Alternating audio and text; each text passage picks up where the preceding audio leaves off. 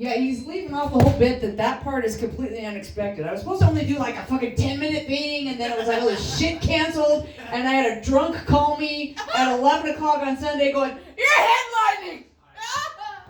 Figure it out! Yeah. So here I am, feeling very fucking, I'm too old for this very Murtaugh. Like, have you ever seen Lethal? Whatever, fuck it. So, I'm divorced, which is why I'm here. Being single is a common theme among comedians, and I gotta tell you that because I got my own cute little condom story. So, when it seemed to be a theme tonight, let's roll with it. Why fight it? Go with the stream, be like water. That's what Bruce Lee said. So, as part of my divorce party gift pack, a friend of mine gave me a huge box of Magnum condoms. Magnum condoms. You do know that by definition, most guys are average. It was a while before I got around to it, but I had a man in my bed. I was like, did you bring anything? I was like, no. So I pulled out a Magnum condom. You ever put a Magnum condom on a regular dick? It's a lot like when an 8-year-old borrows his daddy's hoodie.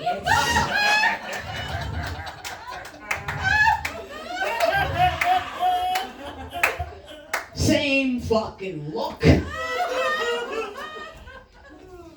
Cute, but not hot. Yeah, very cute, but not hot. I should have said no at that point, but we got this far and it had been a long time. Let's go, champ. We'll find a way to make this work. So we did what we arrived in my bedroom to do, and it was pleasant. It was very pleasant. I'm gonna say very pleasant. Would do again. Good for you. Very pleasant, yes. But afterwards, he asked me a question that was very upsetting. Where did the condom go? Oh no!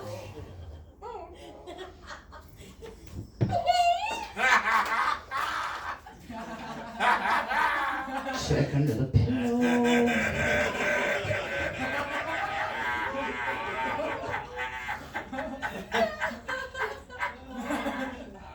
I think I know where it is.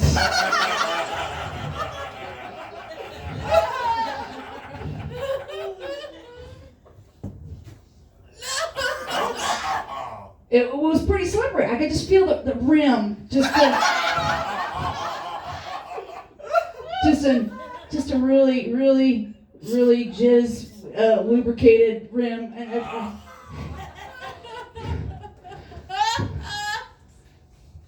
But I've had some life experience. I knew what I had to do next. I had to do the jump and cough. Ladies, I'm not paying for the emergency room visit. I'm fucking cheap as shit. So if you've never had to do this, if you've never had anything get caught up in what's called your vaginal vault, unironically, I would imagine, you gotta do the jump and cough, and it goes something like this.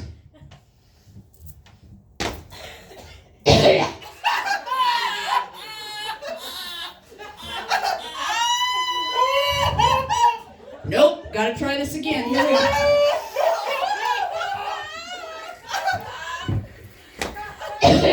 Oh, and it just like fucking shot out like. Have you ever watched hockey? Do you know what a slap shot is? It's just bam! Like I was trying to take out the goalie. Just like went. And about that time, the guy that had arrived and caused the problem is knocking on the bathroom door. It's like, should I leave now? And I was like, you're still here? Anyway.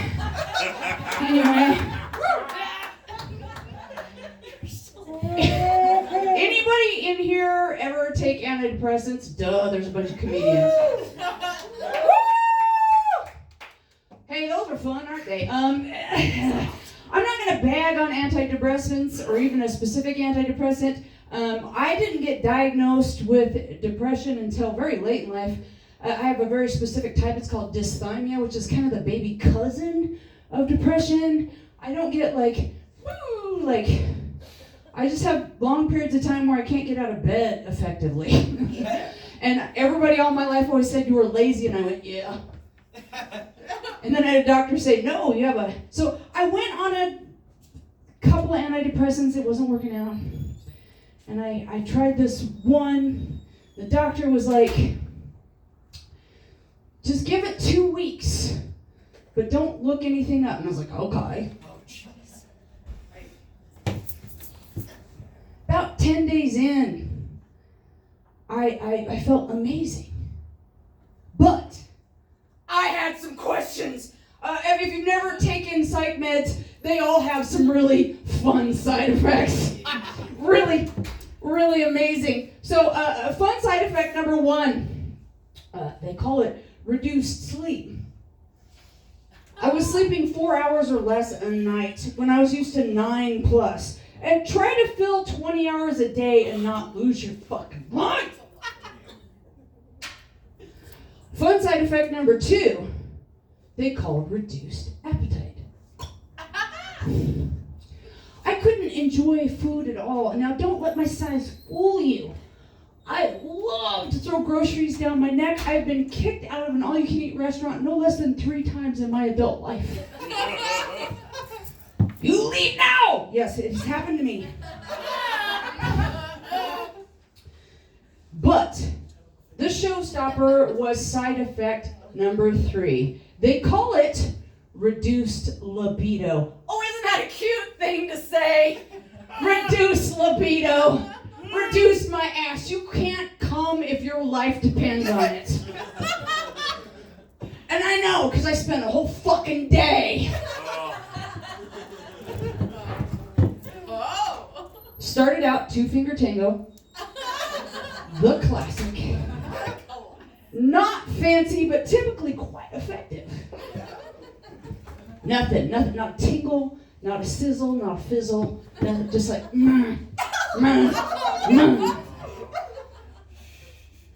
Okay, time to up the game. I got out the light vibrator, the little...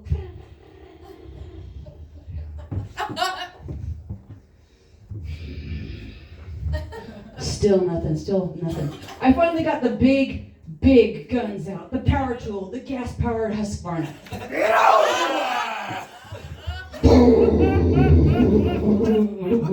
I'm shaking the whole bed. I look like I'm testing G-force equipment.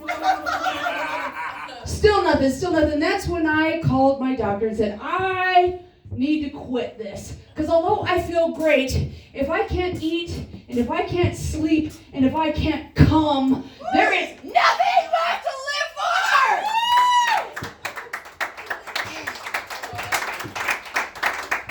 And that's when I started microdosing.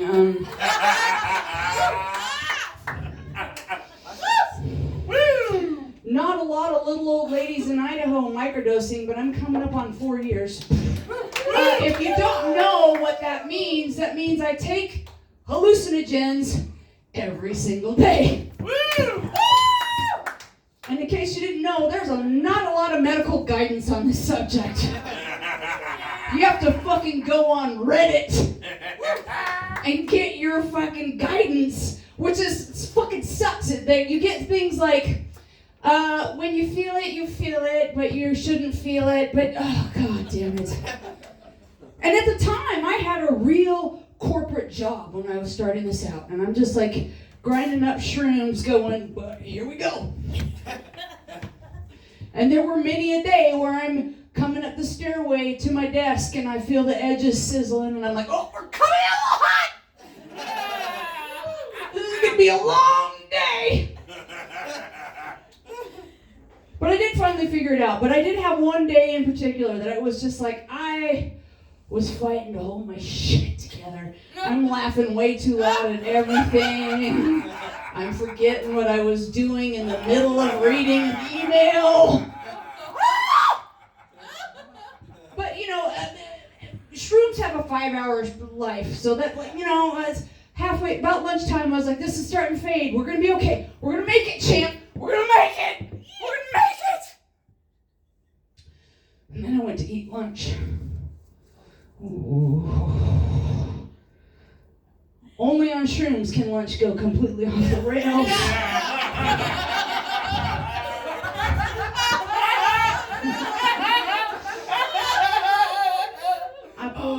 I pulled out my Diet Coke, and I pulled out my sandwich, and I pulled out my chips, and I pulled out my apple. And it was the apple. It was the apple that tipped it all over. All of a sudden it was like...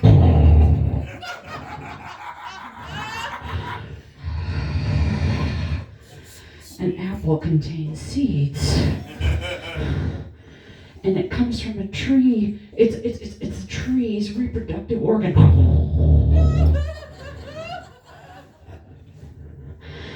This is the Tinder date of foods. This is the tree trying to fuck my face.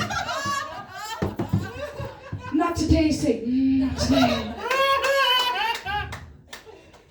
I ate the rest of my food and somehow made it home safely, and I still do it. I did finally tune it in. If you need some advice, no, I'm not. I wouldn't recommend it. I wouldn't recommend it. I figured it out for me, but I wouldn't recommend it for anybody else. Lame, I know. I don't see a lot of youngins in the house. I really don't, but, okay. All right, baby. We're gonna have to talk. All right, baby, here we go. Targeted advertising on Facebook. It's a fun thing. I have been getting some targeted advertising that has me very disturbed for anybody that has mamas of a certain age. Oh. Because it says this. Discreet! Boudoir photography. Available off of a beautiful Airbnb near downtown Boise. First hour free. Oh my God! Y'all bitches familiar with gonzo porn? This is exactly how gonzo porn starts. They get a woman that feels maybe a little bit not enough. Maybe a little bit underloved. Maybe not as sexy as she should be feeling. They give her a little bit of wine, maybe a little bit of weed, make her comfortable. Take off a little bit of clothes, baby. Just a little bit. Oh, you beautiful, baby. Oh, you beautiful. And about 5 minutes later, all the dicks start showing up. You start hearing words like, take it, DP, bukkake. And she's like, I'm all in! Because she's like not had that much attention in her life. So y'all might have to have an uncomfortable conversation with your mamas. Ignore the Facebook advertising. The free Airbnb is not worth it. The free photo shoot is not, fuck it. Fuck it. I know some of y'all's. Your mama kind of deserves to get fucked by a professional. Keep your goddamn mouth shut. Let mama go. Let mama go. Just saying. I got an appointment booked. I'm just saying.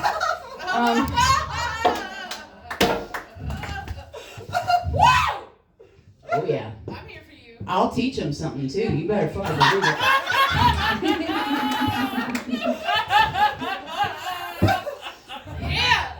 Yeah. So, being single at my age in Idaho, it's really depressing. Especially like where I live, like the suburbs, almost into Meridian, it's a fucking weird no man's land. You'll see a Prius with a Trump 2024 sticker on it. It's fucking crazy. A weird mix of shit. I don't understand.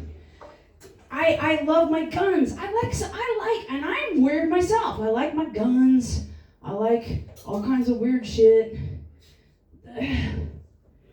But the fact of the matter is, if you're 50 plus and single as a male in Idaho, probably for a good goddamn reason.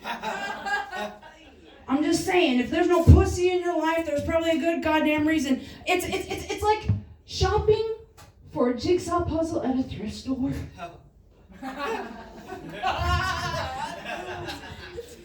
Yeah, they're affordable. But there is definitely some pieces missing. Little warped from the ambient humidity. Years and years in ambient humidity. And least, not the most important, last but not least is what I meant to say. Yeah, I've been drinking. Last but not least, the picture that you end up with when you complete the puzzle, not always going to match what was on the front of the box. I procured a basket full of kittens. What I ended up with is an emotional tornado tearing apart my personal trailer park. But these are always guys that are like, oh, but I'm a great guy, how could you not, blah, blah, blah. Whatever. Younger men are not much better. I'm just saying. I get hit on a lot by very young men, which I do understand. They want to get their MILF ticket punched. I am not your conductor. I'm sorry, sir. I am sorry, sir. But, sometimes you get desperate. And shit happens. A homie of mine was like, how long has it been since you got laid? And I said, 2. He's like, qualified. 2 days, 2 weeks, 2 months. Oh my God, it's been 2 years. This is an emergency. We're going to do something about this. And he worked with a young man who had clocked me. Pooh! He would come and talk to me on a regular when I went to go have lunch with the homie. And I was like, what's wrong? Does he have some sort of mental problems? Because he was always like, hi. I just assumed that he was kind of slow. But no, he was interested. And he had us exchange phone numbers. And we made arrangements. And I made it clear that was just for this thing. There's nothing else. We're just this one time only. And he said, okay. So yeah, he might be a little slow.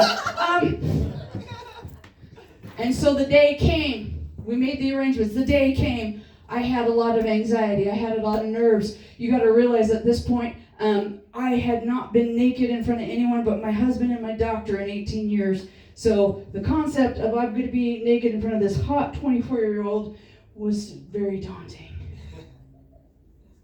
But I put on the Rocky soundtrack and I started getting ready. Let's go, champ! I was like, I can do this. I did my shower and I started getting all dolled up and I went to put on, hey, I have really dry skin. I'm super ashy. But I remembered the goal. The goal today was to fuck. Vaseline intensive care does not taste good. So I had to come up with another option. So I went to the kitchen because any oil will do as a skin lubricant. Butter flavored Crisco. Ooh, a little racy for a first time. No. We'll pass on the butter flavored Crisco. Sesame oil, really expensive. Yeah. I don't think it's worth it. So I stopped at coconut oil. There we go. Greased up with coconut oil. And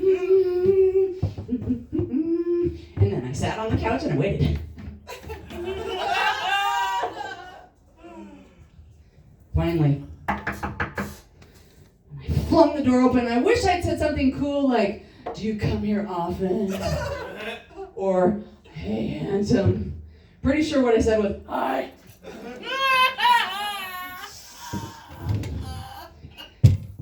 And I just didn't know I didn't know how to close the deal. I'd been married. I'd been in a relationship for 18 years. I didn't know how to close the deal. We're sitting there talking. don't know what to do. I don't know what to say. I don't know what to think. And I'm not sure what exactly happened, but we're sitting there talking. And you ever fuck with magnets when you're a kid and they repel? Yeah. And then you flip them around and all of a sudden they're just like fucking stuck. That's what happened with us. I don't know what I said, what I did. The next thing I know, we're kissing so hard, it made my teeth hurt in a good way. And then we're on the floor, rolling around. Next thing I know, we're in the kitchen. Because my bedroom is all the way in the back. And I remembered that I liked this. I remembered that this was fun. And I grabbed him by the belt. And I towed him towards my bed like I'd found him broke down by the side of the fucking road. Mama was in. Mama was all in. Oh my God. And it was so glorious.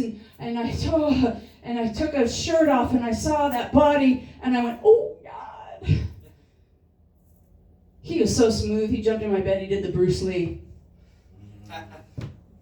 I jumped in. Here we're going. Here we're going. Here we're going. Here we're going. And it was so good. It was so glorious. Now, I've had some life experiences. I've heard some fucked up shit in bed. One of them was, you look just like my sister. Another one was, I've never done this with a woman for free before. Which is a story for another day. But this young man said the worst thing that I've ever heard in bed, and it was this. There's an EpiPen in my glove box. Oh. I opened my eyes, sure as shit, he is blue and gasping and struggling. And I went, oh, fuck! So I jump out of bed. I throw on my robe, pants, crack them like a whip. Keys, wallet. There we go. Go out the door, hit the glove box, find the EpiPen, run back in, realize halfway across the yard that although I put the robe on, I didn't tie it shut. I'm just praying the neighbors are not looking out the window. But I run in and I tag him with the EpiPen and it was all, douche! 1,000, please don't die, beautiful man. 2,000, this is gonna look really fucking bad. 3,000, oh my God, I can't do this. And he started breathing. I said, whew. And I was like, what the fuck, man? And he's like, I don't know either. The only thing I'm not allergic to is coconuts. My name is Tanya Cope, and my friends are Short and Otago. You have a good night, friends.